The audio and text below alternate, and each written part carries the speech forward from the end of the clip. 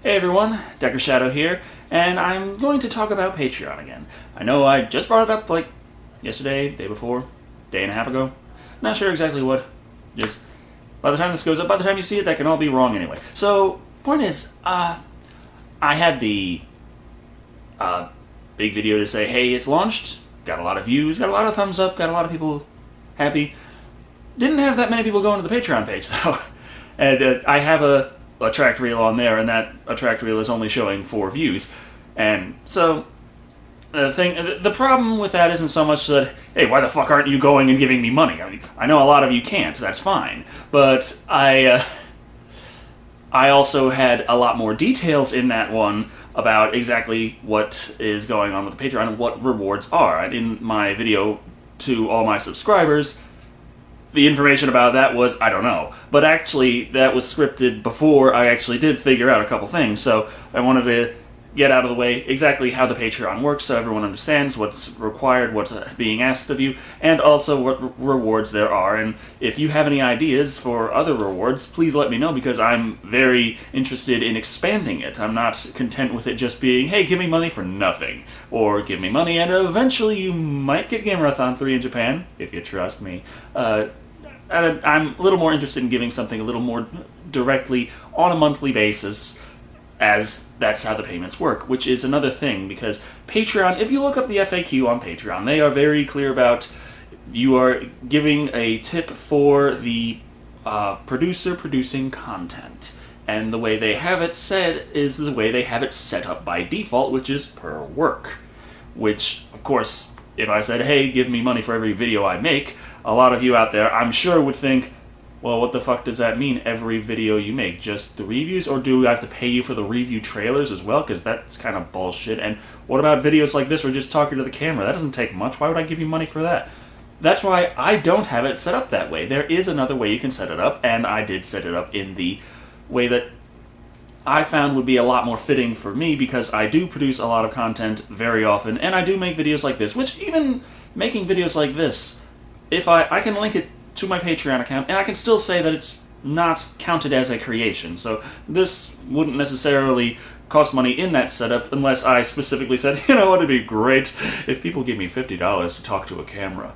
So, yeah, I can still put things like this up on the Patreon page without it actually costing anyone money in the per work scenario, but I don't even have it set up on the per work scenario. I have it set up on a per month scenario. That way everyone knows exactly what is going to be asked of them. They're not going to be surprised with this and have to set up a maximum so that they don't go over a certain amount and stuff like that. It's a lot more clear cut and what have you. Also, in terms of, well, what do I need in order to pledge? On Patreon, it's very simple. All you need is a PayPal account, or any credit debit card works. That's it. To sign up for Patreon, to be a patron, they have a quick little sign-up process, name, email, and all that. Or you could just, if you have a Facebook sign-in, done. So, it's very simple to get in, it's very simple to pledge. And in terms of rewards, I currently have 2 levels set up for rewards. I have a $1 level, which is every month me and that long-haired creepy guy will provide a podcast that is exclusive to patrons.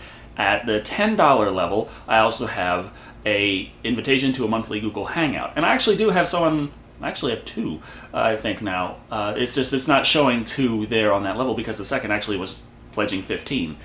Which is really nice. But, there was at the $10 level is a monthly Google Hangout where you're invited to, and I can rather more. It's like I say, it's like the podcast, but a lot more inclusive, and I can field questions. I can just chat with you, and I give it an approximate length of 1 hour. I put that as pretty much, this is what I have promised. This is what I can deliver on. And that's the thing. When I set up the rewards, the things I'm trying to do is give things that I can actually deliver on. Don't promise the world for $5 and then, oh well, thanks for the money, but I'm not going to give you shit. No, that's not how I do things. And also the second thing is, I don't want this to affect my channel in any negative way. Not, hey, you used to get all this nice content, but now I got Patreon, so you're only going to get half of it unless you give me money. No.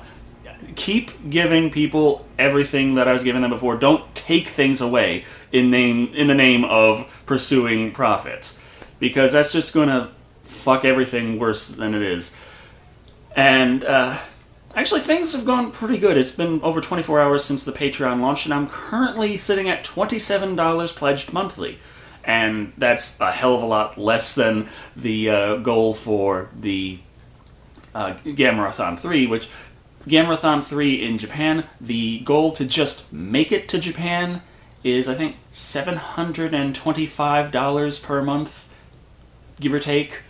That's the minimum to raise $5,000 by October. So all the payments come in, and I can get off and go to Japan and film it there. In that sense, we'd just go, film as much as possible, and then come right back and edit back in the States. The next level up is just the ideal goal, where I was estimating for a month with everyone saying this, that, and my mother-in-law left a piece of paper printed out on my chair downstairs about, this is what it costs. These are the most expensive cities ranked by this, and the highest was Tokyo. And I was looking at it, and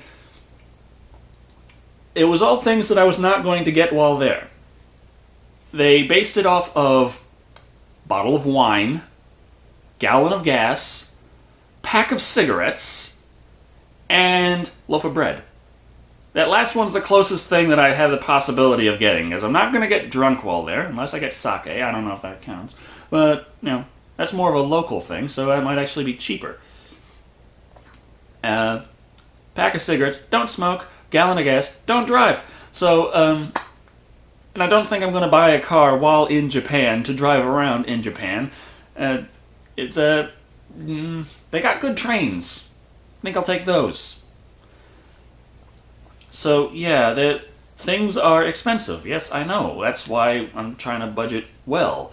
So, there's the idea of, well, on $10,000, what would I be able to do? How long would I be able to stay? What would I need? This, that. And then next one up, $15,000. Then the basic goal, the high-end goal, is based on the estimate of a $10,000 to $14,000 thing. So, would I need more than that? To do a lot of shit in Japan, yes, but just to go and film Gamerathon 3, the absolute minimum I was estimating at about $5,000, and I think that's a safe thing to go for. And with the way things are looking right now, at $27 per month, that equates to $189 by October. And that's why I went for Patreon. It's a monthly thing, not so much as I can get the money from people and it will multiply. No, it's not. I wanted it so that over that long span of time, people can pledge more, and it won't hurt them as much as asking for it all at once with a Kickstarter.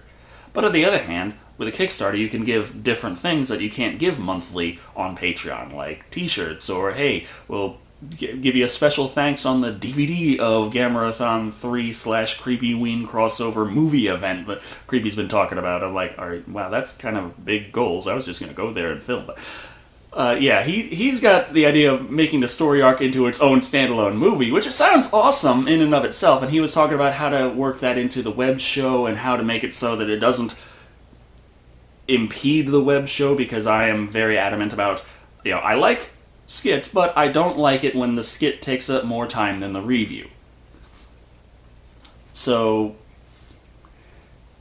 yeah, he was taking that into account, and he was coming up with these ideas for this, that, and he was coming up with the ideas that we would need some special effects, and I was like, wow, I don't know if I can do that. And I'm sure I can-ish. It's just, there's a lot of stuff yeah. He came up with a scene where, I'll just put this out there, lightsaber battles with vampires. What the he explained it well enough, but it was supposed to be a really out there thing, and at the same time, I'm looking at it like, I'm gonna have to edit this. The hell am I gonna do? I've got ideas of how it could be pulled off, but I'm wanting it to be good, not just over the top. I want it to be respectable and entertaining. So, yeah, there's a lot of things going all sorts of directions in the planning stages, and a lot of that's going to be based on how much we can raise. So, kind of like the Kickstarter stretch goals with Patreon, I have it so that there's the minimum, and then there's the amounts we can achieve for higher pledge, higher numbers generated through the pledging. And, let me think, what else is there? I'm sure there was something else, wasn't there? No, I just ramble on and on sometimes, don't I? I'm good at that. That's why I started reviewing movies. If I can remember what I was thinking, I derailed my own train of thought. So, yeah. The thing with adding the price of, as it says on the Patreon page, a portable computing system that I can edit video on, I think that's surprising no one that I'm referring to as Surface Pro.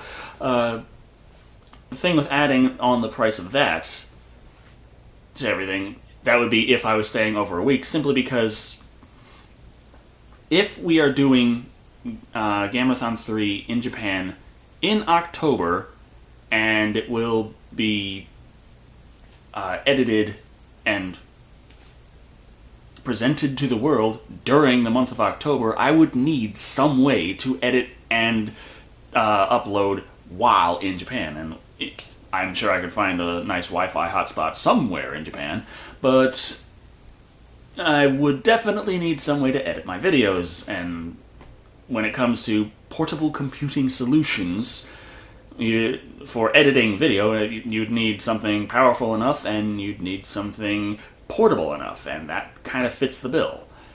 I mean, there's a lot of things I searched for a Surface Pro a lot in the last couple of years, and I've been reading all sorts of reviews, and it's interesting because a lot of the negative reviews always say, you know, there are things more portable, and there are things more lap-friendly, so this device is too heavy, and it's not portable, and it's just, so it's too expensive, too heavy, so what you should do is buy a MacBook and an iPad. That way you'll spend more money and have a lot heavier things to carry around. I'm really confused about the logic here. But, you know, that's just me. I tried using James's iMac when I was in Minnesota with him, and holy fuck, I have no idea how the hell to use a Mac. I know some people absolutely love them for editing, but I've been Windows my whole life, and Mac is user-friendly if you have grown up with Mac or have learned Mac for months.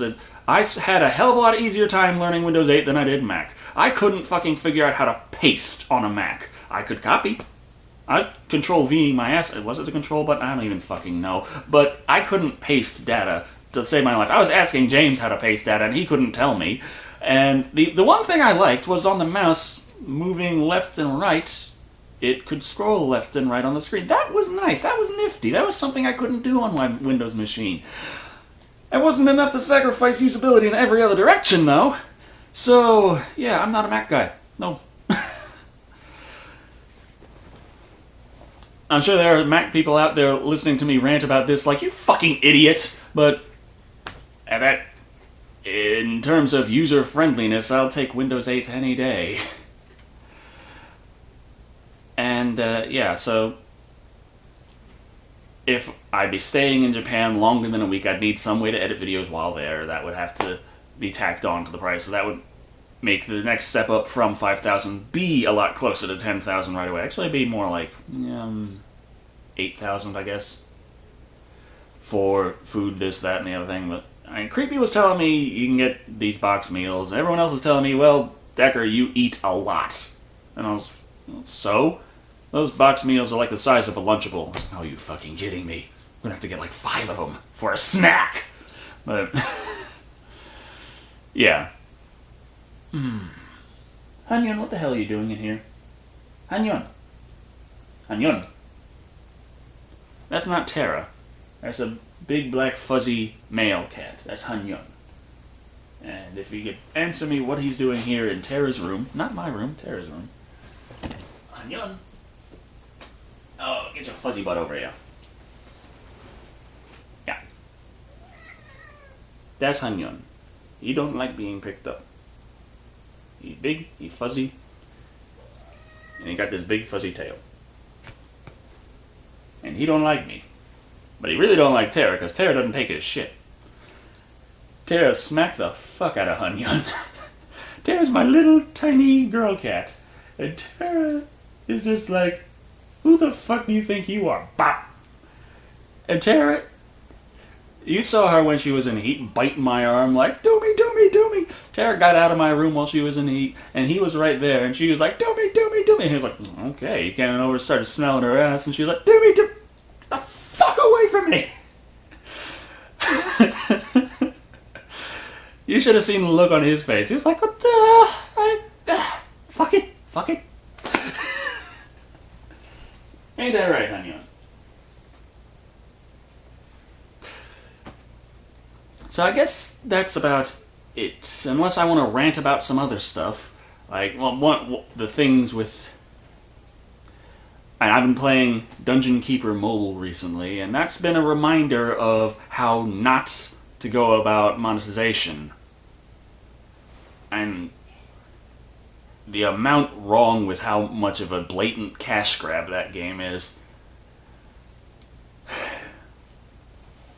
And I actually, like I said, I've been playing it. I'm sure you can go online and look at all sorts of different things demonizing Dungeon Keeper Mobile, and the one thing you'll notice with a lot of them is that they are the basic starter map. They found the first thing that became a slight issue and then made a video complaining about it.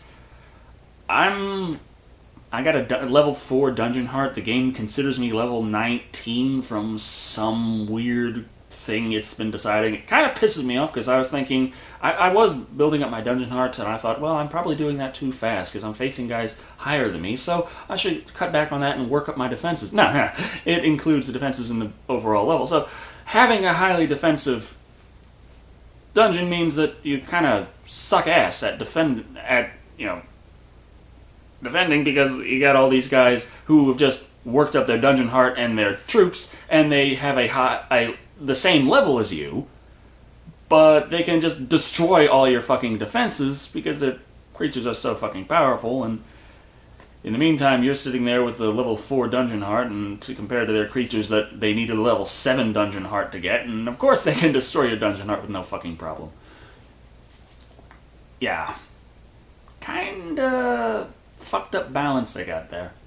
Just in gameplay, not even getting into the fact that everything costs money, unless you want to wait 2 days to build something.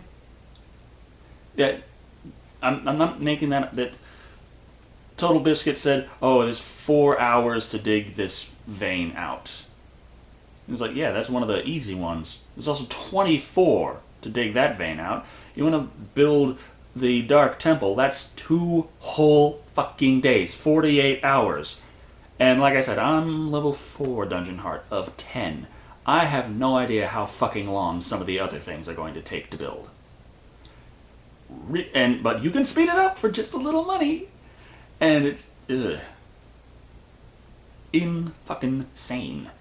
And he also mentioned, it costs $5 to get an imp. It's like, yeah, if you want to buy the first imp, it'll cost you $5. The second one will cost you $10. It increases as you go along.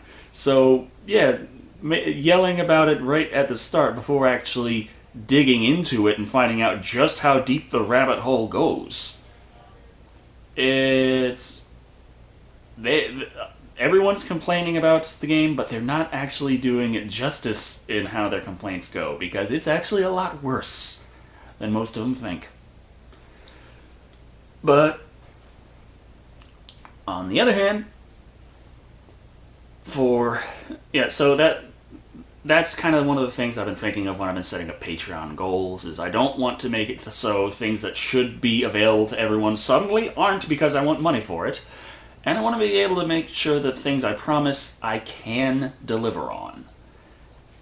And that's why I currently only have 2 goals. One thing I was thinking for a $5 level was have it so that you can watch a recording of the Google Hangout, but you don't get to actually participate in it without the 10. But then I was thinking that devalues the $10 goal. I would much rather have something given as a $5 goal that includes listening to the podcasts, and that $5 goal is then included in the $10 goal to increase the value of that goal. So that's what I was... I'm trying to balance these things like that in my head, and I'm having a hard time coming up with stuff. But at the same time, I'm very happy that it's gone as well as it has. I'm currently $3 away from hitting the first milestone goal. And the first milestone goal I set was kind of selfish. It was the pay my phone bill goal. I have a $50 phone bill. The milestone goal is $30 because, as I've told you all very clearly, I make $20 a month. So I don't need a whole $50 from everyone to pay my phone bill. I only need $30. I can make the rest of it myself.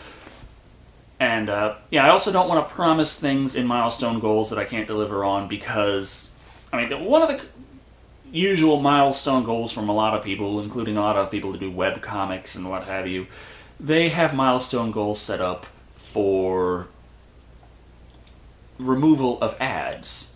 And the removal of ads would be something that would be very nice, except for a few problems. Number one, I feel really bad about asking money from people, and I would hope that I would actually be able to get my show large enough that I might be able to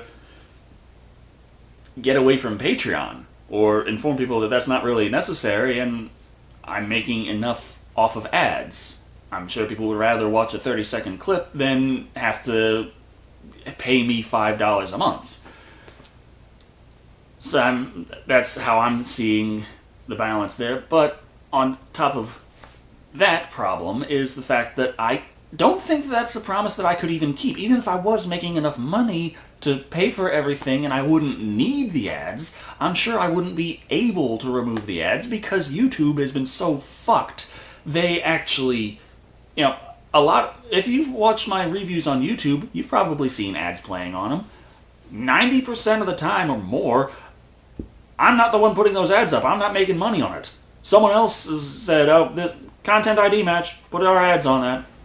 And YouTube is so absolutely fucked when it comes to me trying to actually, stand up again. Like, the War of the Worlds 2 review, The Asylum, hey, they blocked it in some countries. They didn't say all countries, they said some. That way it stayed up and I didn't get, a big flag, so they were kind of nice about that. But if you looked into it, you noticed that some countries were, like fucking every country, the entire fucking list, checked. But, they had 2 different claims, one for the audio, one for the video. Even though it was audio-visual content, so it was the same thing, but they claimed the audio and video separately so they could do the next thing that was fucked up. After I disputed, they took off the claim for the video, so it could be seen everywhere, but kept the claim for the audio, which I wasn't allowed to contest at all further from that, and they threw their ads on it. So if you're watching War of the Worlds 2 review on Blip, the ads that play, I make money on. If you're watching the review on YouTube, the ads that play, The Asylum makes money on, without my permission, infringing my copyright. But, who cares that YouTube's policies are blatantly illegal? It's not about that. It's about helping the big guy. Fuck the little guy. And yeah, so that's why I can't really have ad-free on the one of the Patreon goals, because I don't think I would be able to keep that promise. Not for lack of trying, but I would also need to be able to afford a lawyer and be able to promise that, yes, I'm actually going to win this lawsuit. So I would have to get a lawyer, win a lawsuit with Google so that I could get full control of my content, and then remove all the ads. Yeah. So I'm pretty sure it's a lot easier to just leave the ads. That's just me. I'd really like to be able to afford a lawyer and get YouTube to, give me the power over my content and let the ads be for me.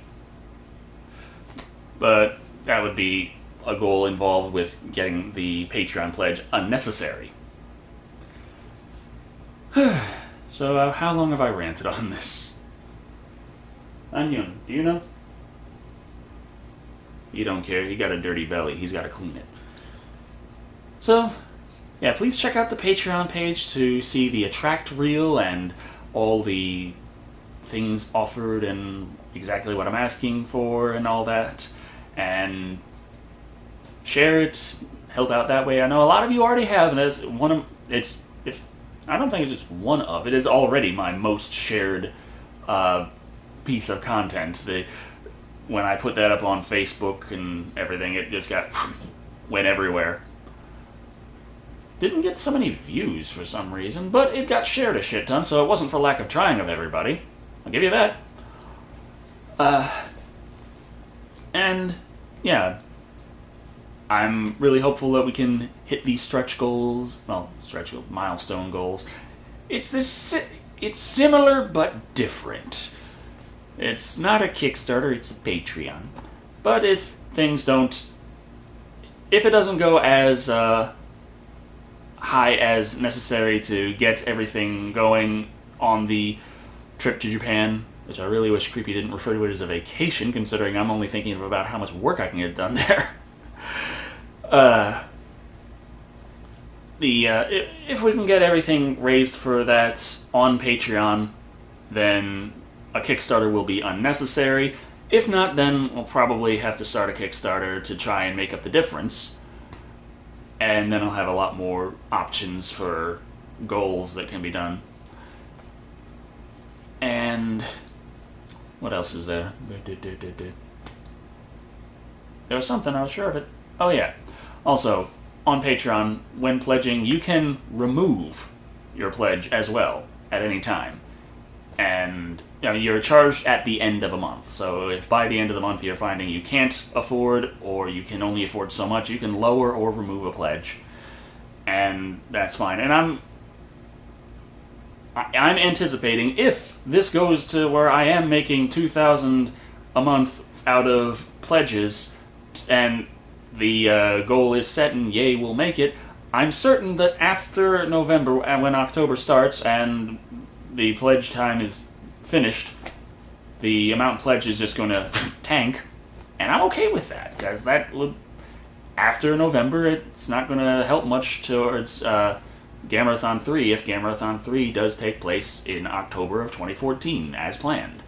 I'm hoping it will, and but I'm really, really wanting to do it in Japan, and if we don't raise the funds by then, I'm thinking, would a delay of Gamerathon 3 be better than Gamerathon 3 not in Japan? It would be great to still be in October, but no one would want to wait a whole year. So it would have to take place at another month if delayed there. So it's this big thing where I'm like, I need this, need that, I don't know. And I'm really wanting this to work out. Really. So much going on. So much. A lot of crazy stuff, and I still gotta figure out more pledge goals, and I'm still wanting suggestions. And no t-shirts, unless you want a t-shirt a month. Don't think that's really gonna work.